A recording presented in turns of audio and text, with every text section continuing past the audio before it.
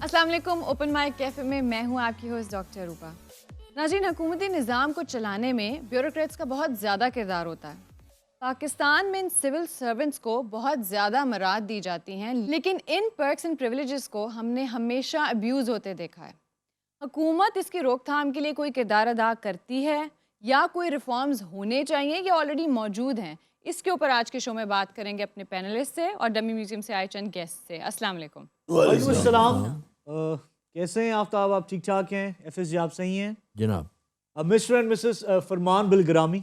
अच्छा, ये भी प्रिविलेज है कि अपनी मिसेस को साथ लेकर आए। ये बेचारे वैसे ही ਤੁਹਾਡਾ ਨਾਂ ਕੀ ਹੈ ਭਾਜੀ? फरमान बिलग्रामी बेटा। ਇਹ बिलग्रामी की है वैसे? बिलग्राम से एक जगह है यूपी में, उत्तर प्रदेश में, उसी निस्बत से। अच्छा, असि भी गवर्नमेंट अफसर लगे हैं ਭਾਜੀ मेरी 55,000 रुपया तनख्वाह है। और मेरी 65,000 लगी है। देखो जी, गल आप एक मिनट खामोश होंगे। एफएसजे, आप गुफ्तगू का आगाज कीजिए। देखिए, ब्यूरोक्रेसी जो है उसका बहुत बड़ा फंक्शन है गवर्नमेंट को चलाने में। 3 हिस्से हैं किसी भी रियासत के। उसमें आपकी एग्जीक्यूटिव है, आपकी लेजिस्लेचर है और आपकी जुडिशरी है। इनके जो रूल्स ऑफ बिजनेस हैं उसमें बहुत ज़्यादा जो है लूप होल्स रखे गए हैं। रिसेंटली एक खबर है कि 500 ब्यूरोक्रेट्स सिंध के प्ली बार्गिन किए उन्होंने। प्ली बार्गिन का मतलब है कि उन्होंने एतराफ़ जुर्म किया है कि हमने जुर्म किया है, हमने करप्शन की है, हमने पैसे की खुर्द-बुर्द की है, लेकिन एक को भी निकाला नहीं गया। तो वो क्यों? निकाला नहीं जा सकता क्योंकि प्ली बार्गेन कर लिए, तो इसलिए आपका पैसा वापस कर दिए। बस, यानी डकैती की, चोरी की, जी। पकड़े जाने पे सुबह वापस कर दिए। यार कमाल है। चलो, ओनली इन पाकिस्तान। सर, उन्होंने पैसे वापस कर दिए, लेकिन वो सर्विस को कैसे कंटिन्यू करेंगे? होना तो यही चाहिए था। अब सुप्रीम कोर्ट ने नंबर्स मांगे हैं तो तब ये चीज़ सामने आई है कि 500 लोगों ने प्ली बार्गेन की, पैसे वापस किए, लेकिन अपनी जॉब्स में कंटिन्यू कर रहे हैं। वो पैसे वापस बना लेंगे, बिल्कुल कोई प्रॉब्लम नहीं है। दूसरी डिपार्टमेंट में चले जाएंगे, वहाँ से बना लेंगे। इसके लिए इस्तेमाल करते हैं पैसे छापना। एग्जैक्टली। ये फन है ना, एक काम है। तो ये नोट छाप मशीनें हैं, यहाँ नहीं करेंगी तो वहाँ कर लेंगे। करप्ट है ना। बिल्कुल, ये तो हो गया करप्शन। ये लेजिटिमेटली जो है इन्होंने रूल्स ऑफ बिजनेस ऐसे बनाए हुए हैं कि उसमें इनका इतना फ़ायदा है, सैलरी कम और पर्क्स एंड प्रिविलेजेस ज़्यादा, ताकि उस पर कोई पूछगिछ ना हो। और नहीं होती। गाड़ी इनको दी जाती है अपने दफ्तरी औकात के लिए, जी, और ये उसको पर्सनल दफ्तर जाके गाड़ी घर भेज देते हैं, बीवी बच्चे घूमते फिरते रहते हैं, जिसका कोई इनको हक नहीं है। फ्यूल भी वही जो सरकार देती है। और ये सारा इन्होंने लेजिटिमाइज किया हुआ है, हालांकि है नहीं। तो ये सब कुछ इनके हाथ में है, इसको लेजिटिमाइज बिल्कुल करना। इन्हीं के हाथ में। रिसेंटली जो है सुप्रीम कोर्ट ने कहा कि जी 120 जो है आप एहतसाब की अदालतें बनाएं। प्राइम मिनिस्टर डिसाइड किया कि जी हम पहले फेज़ में 30 बना लेते हैं। उसको भी 3 महीने गुजर गए। फाइल जो है मिनिस्ट्री ऑफ लॉ से जाती है मिनिस्ट्री ऑफ फाइनेंस में, मिनिस्ट्री ऑफ फाइनेंस से जाती है इस्टेब्लिशमेंट डिवीज़न में। दोनों जगह से उस पर जो है ऑब्जेक्शंस लगती हैं, फिर वो वापस जाती है फाइनेंस में। 3 महीने से यही काम हो रहा है। वो फाइल इधर से उधर जा रही है। उनको पता है कि अगर 30 और अदालतें आ गई तो पेस ऑफ अकाउंटेबिलिटी बढ़ जाएगी। बिल्कुल। डे टू डे हेयरिंग शुरू हो जाएगी। पहले ही फेज़ में 30 है, अगले फेज़ में 30 और आ जाएंगी। आखिर कब तक बकरे की माँ कब तक खैर मनाएगी? सबसे बड़ी प्रॉब्लम जो है वो ये है कि इनका जो सर्विस स्ट्रक्चर है उसमें कुछ चीज़ें जो रखी गई थी वो बेहतरी के लिए रखी गई थी। इनको प्रोटेक्शन दी गई कि जी विदाउट कॉज डिसमिसल नहीं हो सकता, पोस्टिंग नहीं हो सकती, ये सारी चीज़ें। उसका मकसद तो ये था कि इनको थोड़ी सी जो है फ्रीडम मिले, ठीक है ना, इनको डर ना हो। लेकिन वो अब्यूज़ हो रहा है। अभी रिसेंटली जो है वो चेयरमैन पीटीवी लगाए गए नए, ठीक है ना, नईम बुखारी। ऑलरेडी उनके खिलाफ जो है पिटिशनें चली गई हैं कोर्ट में कि जी इनकी तो अपॉइंटमेंट ही गलत है। अच्छा, उस आदमी ने कहा मैं 1 रुपया नहीं लूँगा, ठीक है ना, मैं जो काम करूँगा मैं कोई एक उसके पैसे नहीं लूँगा, मैं कोई मुआवजा नहीं लूँगा, मैं कोई गाड़ी सरकारी इस्तेमाल नहीं करूँगा, मैं कोई पेट्रोल नहीं लूँगा, मेरे दफ्तर में कोई मिलने आता है जो कॉफ़ी पिलाऊँगा उसके भी पैसे मैं दूँगा। उसके खिलाफ पिटिशंस हो गई हैं। उसकी बुनियादी वजह यह है कि उन्होंने आते ही पूरे का पूरा वो स्क्वाड ये जुल्म किया उन्होंने, वैसे क्योंकि उन्हें नहीं पता सेल्स क्या है। ये काम नहीं ना, एट बेस्ट बड़ा अच्छा कंपेयर, बड़ा अच्छा होस्ट है वो। रिजल्ट तो देखे ना, कहाँ से कहाँ पहुंचा दिए उन्होंने। कहाँ सर पीटीवी अपने आप को खुद बेचता है भाई। पहले क्यों नहीं बेच रहा था? इस स्क्वाड के आने से पहले या तो स्टैटिस्टिक्स दें, आपके पास होने चाहिए। मैं आपको स्टैटिस्टिक्स की रोशनी में बता रहा हूं कि इस टीम के ये जो 7 मेंबर्स जो उन्होंने रिमूव किए हैं, उनसे पहले लगातार खसारे में और बदतरीन खसारे में, जो ही काम शुरू हुआ, अब आप उसे अर्तुगरुल पे डाल दें, अब आप उसे किसी और ड्रामा सीरियल पे डाल दें, इनकी शबाना रोज मेहनत से वो गैप कम हुआ, इम्प्रूवमेंट आई, छोड़े से नहीं आई। जो कुछ नईम बुखारी साहब ने किया, क्या कानूनी तौर पर उसका जवाब उनके पास ये था? सवाल हुआ ना है कि नहीं? कानूनी तौर पे। तो देखती यही तो बात हो रही है। अदालत यही देखती है कि भाई तुम्हारे पास अथॉरिटी है कि तुम इस मग को यहां से उठाओ और यहां रख दो, अगर नहीं अथॉरिटी, हाउ डेयर यू।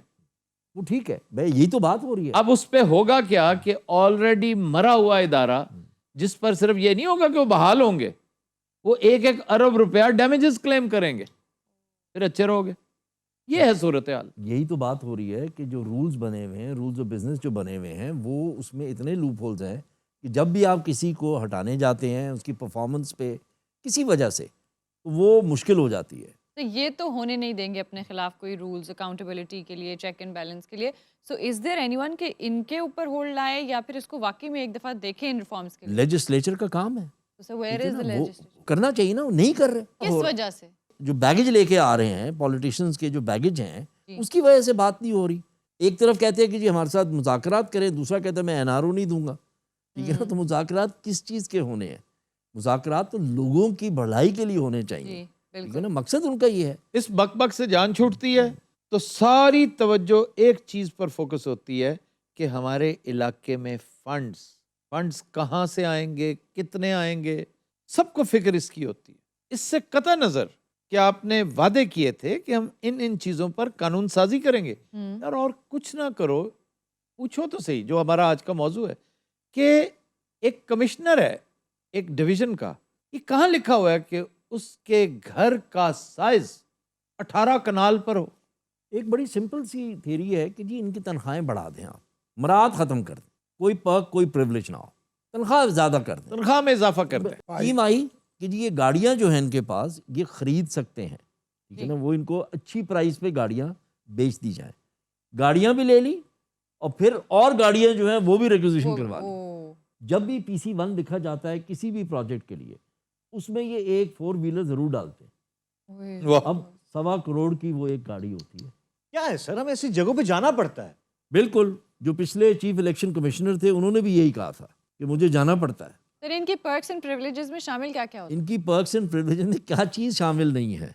इनकी पर्क्स एंड प्रिविलेजेस में गाड़ियाँ तो एक चीज़ है, उसका फ्यूल दूसरी चीज़ है, उसके बाद इनको जो हाउस रेंट दिया जाता है, जो साइज़ के घर दिए जाते हैं, अगर आप जाएं GOR1 में तो आपको अंदाज़ा होगा। पता है इनकी पर्क्स में इनके कपड़ों की धुलाई भी शामिल है। बिल्कुल, उफ, मैं आपको मजेदार लॉन्ड्री के लिए बंदा दिया हुआ है इन्हें, 2-2 ड्राइवर्स दिए हुए हैं। किस लिए? ये किस I don't काम आ रहे know, हैं? I don't इन्होंने know। अपने लिए रूल्स लिखे हैं ना। क्योंकि इस कानून का मुहर्रिक भी यही होते हैं और मुहर्रर भी यही होते हैं। बड़ी मजेदार एक मिसाल आपको देने लगा हूँ। कुछ साल पहले यहाँ पर बेदिया रोड पे एक एनिमल न्यूट्रिशन सेंटर है, जिसका काम था तहकीक करना कि जानवर को खुराक क्या डालनी चाहिए ताकि उसकी दूध की पैदावार बढ़े, गोश्त जो है उसका वो जल्दी जानवर बड़ा हो। जितने वहाँ जानवर थे उनका दूध जाता था GOR1 में, ठीक है ना, 26 रुपए लीटर। लीटर। वो थोड़ी सी क्योंकि कीमत भेजने की और उसकी तरसील की बढ़ गई तो उन्होंने 26 से 28 रुपए किए। तो उस सेंटर के जो सुपरिटेंडेंट थे उनको बुला लिया गया कि आपने किसकी इजाज़त से 2 रुपए जो है वो बढ़ाए हैं, जबकि मार्केट में 100 रुपए से ऊपर लीटर बिक रहा था। गवर्नर हाउस में अभी कल तक तादाद भैंसें थी और यशी करता था गवर्नर हाउस का स्टाफ। मुझे अब नहीं पता कि अब भी यही सूरत हाल है, यकीनन होगी। वो किधर भैंसें किधर चली जानी है। मगरब तो बाद गवर्नर साहब दूध बेच भी नहीं होते रहे। एक हमने स्टडी की थी जिन दिनों मैं नेशन में हुआ करता था, फिर आगे चल के उसको हमने रीडू भी करवाया। बड़ी इंटरेस्टिंग। मैं समझता हूँ कि इमरान खान चूंकि अब नए नए बड़े बड़े प्रोजेक्ट्स की कम से कम बात तो करता है ना, यही गनीमत है। तुम करो तो सही ना, जिक्र तो करो, मुंह से जिक्र करो, अल्लाह ताला मददगार होगा। पूरा करें। कि starting from the civil secretariat all the way down to the canal, आपकी जितनी प्रॉपर्टी सरकारी है, आप इधर से शुरू हो जाए ना, स्टेट गेस्ट हाउस है, उससे आगे GOR है, फिर उससे पहले नजरिया पाकिस्तान है, वो नजरिया पाकिस्तान, इतनी महंगी जमीन पर नजरिया पाकिस्तान पर तुम करते क्या हो? वो नजरिया पाकिस्तान ट्रस्ट जो है ना, वो भी एक अजीबो गरीब एक देवमाला है, एक गोरख धंधा है। छोड़ो, आगे चलो, GOR1 है पूरे का पूरा। उससे आगे आओ 90 शाहराह कायदे आजम जी। मैं तो इवन चिड़ियाघर के खिलाफ हूं कि यहाँ पे नहीं होना चाहिए। उससे आगे चले जाएं आप, अजायब घर भी वहां पे नहीं होना चाहिए। वहां पर बल्दिया का ये जो टाउन हॉल है वो भी नहीं होना चाहिए। ये सारी की सारी कमर्शियल प्रॉपर्टी है। ये $1 ट्रिलियन से कम नहीं। ये $1 ट्रिलियन की चीज है। और इधर आ जाए, मैं सड़क की इस तरफ था, अभी मैं गवर्नर हाउस की तरफ नहीं गया हूँ। वाह वाह। HSN कॉलेज को रहने दे, वो एक एजुकेशनल इंस्टीट्यूशन है, उसकी तकरीम का तकाजा है कि वो रहना चाहिए। वो इससे भी महंगी जगह पर होता, ओके नो प्रॉब्लम, क्योंकि उसकी एक यूटिलिटी तो है ना, वो आपको बहुत कुछ दे रहा है। जी। गवर्नर हाउस क्या दे रहा है आपको? आपका देखें CM हाउस क्या दे रहा है स्टेट आपको? गेस्ट हाउस, ठीक है ना? सर वो इस्तेमाल ही नहीं होता। चलें जी, इस्तेमाल हो, जम हो, हम इससे अच्छा देते हैं काला शाह काकू के पास। आ जाए, मैं देता हूँ।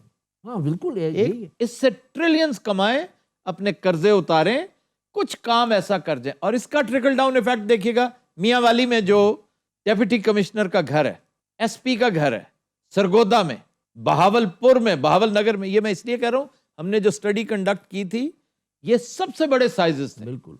साहिवाल गो कि अब चेंज हो गया, जो पहले AC का घर था वो DC का घर हो चुका है बहुत सी जगहों पे, लेकिन फिर भी अंधेर नगरी मची हुई है। इसको ठीक करें, मसला ही कोई नहीं। और इसमें बढ़ चढ़कर हिस्सा पता है किसको लेना चाहिए? किसको? खुद खुद ब्यूरोक्रेसी को। ठीक है कि जनाब हम वॉलंटियर करते हैं, और फिर देखें दुआएं इस मुल्क में जब इसके सम्राट नीचे तक पहुंचेंगे ना, ये खामखा बदनाम हुए। वाकई इसमें कोई शक नहीं कि ब्यूरोक्रेसी बड़ा काम करती है। ब्यूरोक्रेट सारे के सारे नालायक नहीं है, सारे के सारे करप्ट नहीं है। इस मुल्क को संभाले हुए हैं, वो बहुत कुछ डिजर्व करते हैं। लेकिन होता क्या है, जो डिजर्व करता है उसे मिलता कुछ नहीं, जो नहीं करता वो सारा कुछ ले जाता है। इसमें यूनिफॉर्मिटी पैदा कर दें।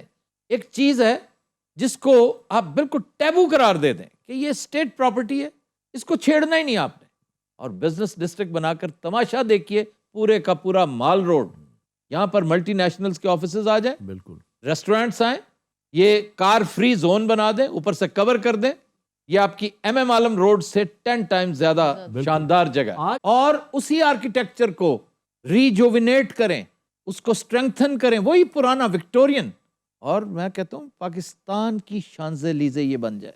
सुनने में है कि लेजिस्लेशन जो है वो तैयार है। डॉक्टर इशरत हुसैन जिस टास्क फोर्स के हेड लगाए गए, बड़ा बाकमाल आदमी तैयार डॉक्टर करके इशरत रखा हुआ है उन्होंने।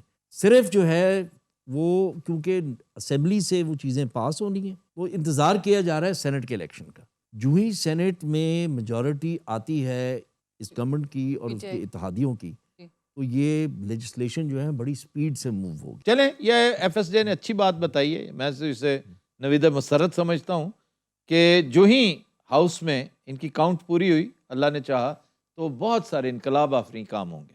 इतना तरद्दुद करके हम यहाँ तक पहुंचे हैं, तो ये जो मराहत हैं, इन पर तो हमारा हक है ना सर, वरना है क्या आप लोग बस हमें देने के लिए? इससे अच्छा है कि हम कोई और कारोबार कर लें, बाहर चले जाएं। आप ऐसे करें, 4 गुना तनख्वाह ले लें जो आपको तनख्वाह मिलती है, पर्क्स एंड प्रिविलेजेस छोड़ दें। और ये जो कमिश्नर का घर है, मेरा बड़ा जिगरी यार है, जिगरी यार जो इस शहर का कमिश्नर है, और आई एम 100% श्योर कि वो अप्रिशिएट करेगा मेरी इस बात को, कि अगर वो 2 एकड़ के घर में रह रहा है और बाहर कमिश्नर लाहौर लिखा हुआ है, तो यकीन कीजिए वो 1 कनाल के घर में भी चला गया और बाहर कमिश्नर लाहौर लिखा गया, इतनी ही तकरीम होगी उसकी, इतनी ही रिस्पेक्ट होगी।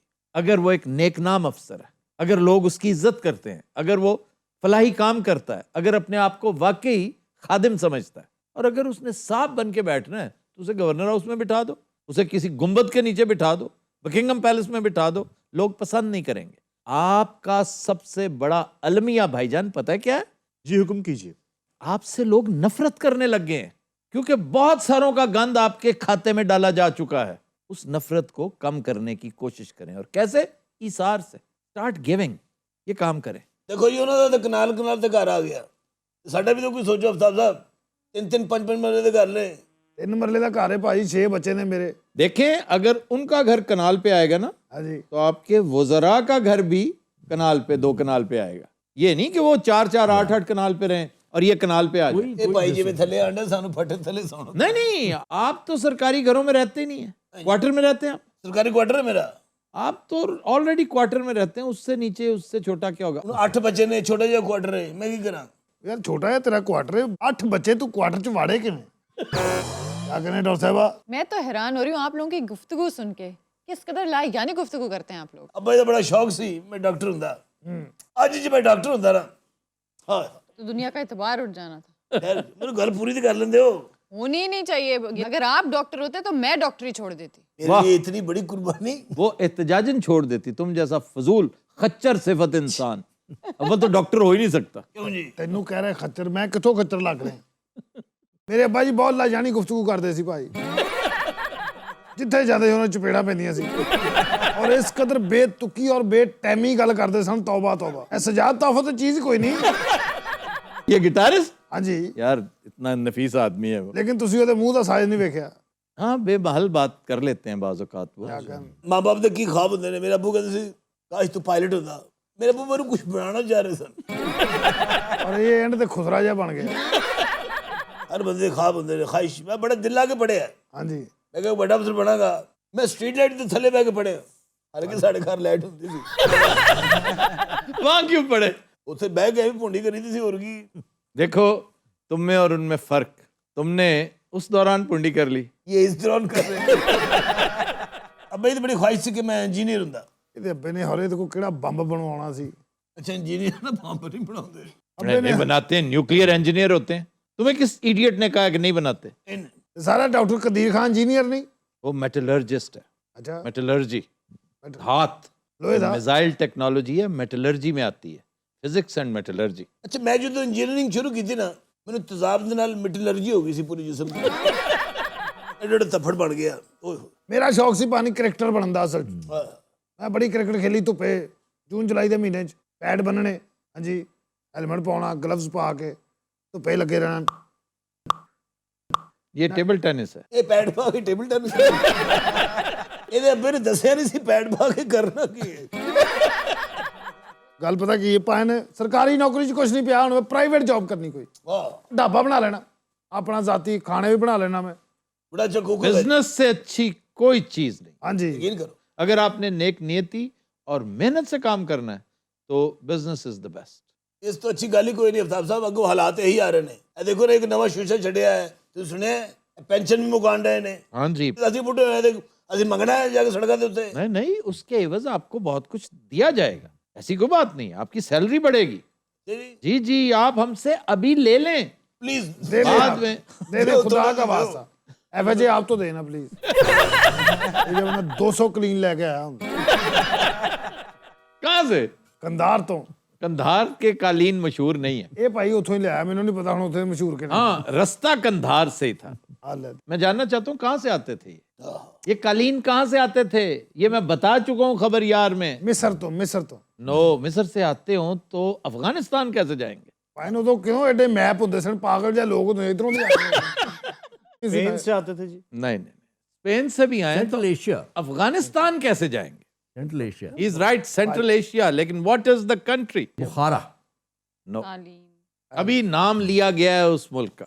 Azerbaijan, no, Armenia. Armenia, Armenia. भाभी की हाल है? ठीक हो? जी मैं ठीक हूँ। और सुनाओ, बच्चे ठीक ने? जी ठीक है। ਕਿੰਨੇ ਬੱਚੇ ਤੁਹਾਡੇ? 2। ਐ ਬਾਜੀ, हाँ जी, ਮੈਂ ਆਪਣੀ ਬੀਵੀ ਨੂੰ ਨਾ ਕੋਈ ਕੰਮ ਕਰਾਉਣਾ ਚਾਹ ਰਿਹਾ, ਤੁਹਾਡੇ ਕੋਲ ਕੋਈ ਜੌਬ ਹੈ? किस तरह का काम कर सकती है वो? ਜੋ ਤੁਸੀਂ ਕਹੋ, ਭਾਂਡੇ ਧੋਣ ਤੋਂ ਲੈ ਕੇ ਕੱਪੜੇ ਇਸਤਰੀ ਕਰੋ, ਜੋ ਤੁਸੀਂ ਕਹੋ। अरे जुआ भी खेल लेती है। सीरियसली वो पूछ रहा है। ਮੈਂ ਸੀਰੀਅਸ ਪੁੱਛ ਰਿਹਾ ਬਾਜੀ, ਪਲੀਜ਼। कितना पढ़ी हुई है? 6 अब 6 पढ़ी हुई को हम क्या जॉब दें? ਭਾਂਡੇ 6 ਪੜੀ ਧੋ ਸਕਦੀ, ਕੱਪੜੇ ਧੋ ਸਕਦੀ, 6 ਪੜੀ ਤਪੜੀਆਂ ਮਾਰ ਸਕਦੀ, 6 ਪੜੀ। ਜੇ ਬੀਏ ਕੀਤਾ ਹੋ ਨਾ, ਤਪੜੀ ਉਹਨੇ ਮੇਰੇ ਮੂੰਹ ਤੇ ਮਾਰ ਦੇਣੀ। ਇਹ ਬੜੀ ਮਸਕੀਨੜੀ ਜੀ। चलें ठीक है, मैं अपनी एनजीओ में बात करूंगी। ये भी एक प्रिविलेज है अब। इनकी एनजीओज भी बन जाती है, बड़ी आसानी से बन जाती है। मैं और आप कोशिश करें ना तो हमें महीनों धक्के खाने पड़ेंगे। रिश्ते ही नहीं होगी जी। आपके 2 बच्चे हैं, दोनों कहाँ होते हैं? अब्रॉड होते हैं जी दोनों ही। स्कॉलरशिप मिली होगी, फुल ब्राइट। जी जी, एक फुल ब्राइट पे गया, एक शिवनिंग पे गया। जहीन बच्चे हैं, जहीन और मुस्तहिक बच्चे हैं। और मुस्तहिक भी है। यार साढ़े बच्चे बाहर नहीं जा सकते। ਮੇਰਾ ਬੱਚਾ ਤੇ ਇੱਕ ਮਾਮੇ ਤੇ ਗਿਆ। ਇੱਕ ਦੀ ਸ਼ਕਲ ਮੇਰੀ ਅੰਮੀ ਵਰਗੀ ਹੈ, ਦੋਵਾਂ ਦਾ ਹੀ ਬੇੜਾ ਗਰਕ ਸੀ। ਭਾਜੀ ਮੈਂ ਨਹੀਂ ਰੋਸ਼ਨੀ 10 ਕੀਤੀਆਂ, ਉਸ ਤੋਂ ਬਾਅਦ ਫਿਰ ਮੈਂ ਐਫਏ ਕੀਤਾ। किसने पूछा है? क्या कहने डॉक्टर साहब, बहुता गुरूर नहीं करीदा, बड़े बड़े सोहने लोग मैं बुढ़े होंदे वेखे ने। सारा नहीं बूढ़ा होने। ਡਾਕਟਰ ਸਾਹਿਬ ਨਾਲ ਬੁੱਢੀ ਹੋ ਕੇ ਏਡੀ ਭੈੜੀ ਲੱਗਣਾ ਮੈਂ ਔਰ ਇਹ ਜੀ ਨੇ ਆਪਣੇ ਵਾਸਤੇ ਸਪੈਸ਼ਲ ਛੋਟੀ ਜਿਹੀ ਕਿੱਟ ਬਣਾਈ ਹੁੰਦੀ ਦਵਾਈਆਂ ਦੀ ਇਹ ਤੇ ਮੇਰੀ ਹੈ ਨਾ ਕਿਸੇ ਕੋ ਨਾ ਐਵੇਂ ਬਲੱਡ ਪ੍ਰੈਸ਼ਰ ਆਪ ਹੀ ਥਰਮਾਮੀਟਰ ਰੱਖਤਾ ਇੱਥੇ ਆਪ ਹੀ ਚੈੱਕ ਕਰ ਲਿਆ ਅੱਡੀ ਐਨਕ ਲਾ ਕੇ ਜੇ ਸੋਹਣੇ ਬੰਦੇ ਬੁੱਢੇ ਹੋਏ ਨਾ ਤੇ ਮਿੱਦੀ ਪੇਸਟਰੀ ਵਰਗੇ ਹੋ ਜਾਏ। Because आज के शो का वक्त खत्म हुआ, इंशाल्लाह आपसे मुलाकात होगी कल। तब तक के लिए हमें दीजिए इजाजत। अल्लाह हाफिज। आप पूछ लीजिए मिद्दी पेस्ट्री क्या होती है। क्या बकवास।